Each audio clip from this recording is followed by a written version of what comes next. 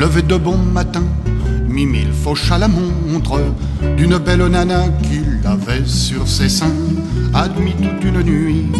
Après une rencontre assez peu agréable avec de gros roussins, puis honnête toujours, intègre citoyen, il avait pénétré chez un grand pharmacien qui avait vraiment tort d'avoir sa caisse pleine. Mimi le la vida sans prendre de mitaine. Mimi le n'est pas un fainéant sans honneur, Mimi est courageux, c'est un grand travailleur.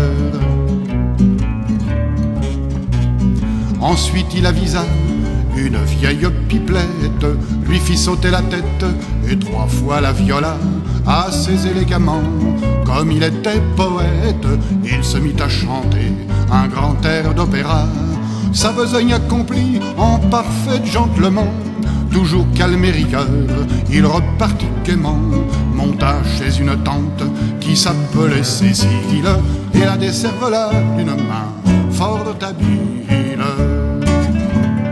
Mimi le n'est pas un fainéant sans honneur, Mimi est courageux, c'est un grand travailleur.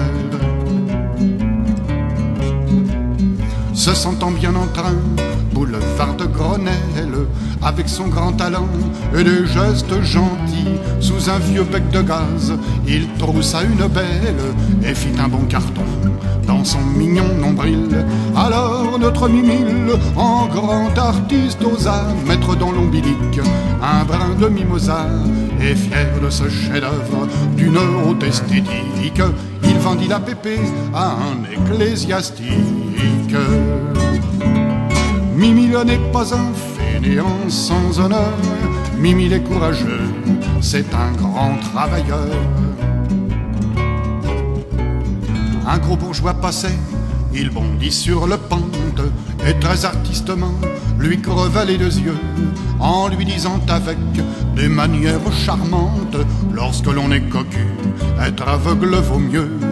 Puis il émascula un marchand de journaux qui regardait la scène parmi d'autres badauds, auxquels Mimi l'offrit, faut-il que je le dise, enveloppé de papier la riche marchandise.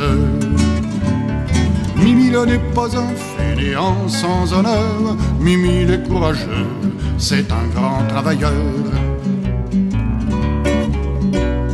Mimi se trouvant dans un sombre passage, se sentant toujours plus amoureux de son art, toujours plus inspiré, toujours plein de courage, fit subir un plique le machin d'Abélard, en disant avec son air le plus polisson: souviens-toi mon poteau du vase de Soissons, et pris d'une grande envie de faire une fredaine, d'un geste auguste ouvrit largement la bedaine.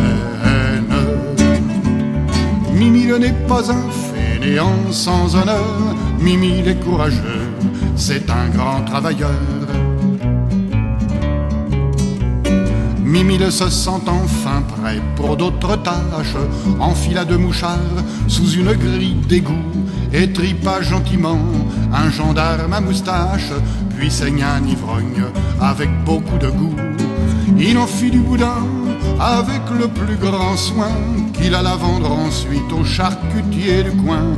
Alors Mimi l'heureux, comme l'oiseau sur la branche, se dit: reposons-nous aujourd'hui, c'est dimanche. Tra-la-la-la-la-la, tra-la-la-la-la-la, tra-la-la-la-la-la, tra-la-la-la-la-la.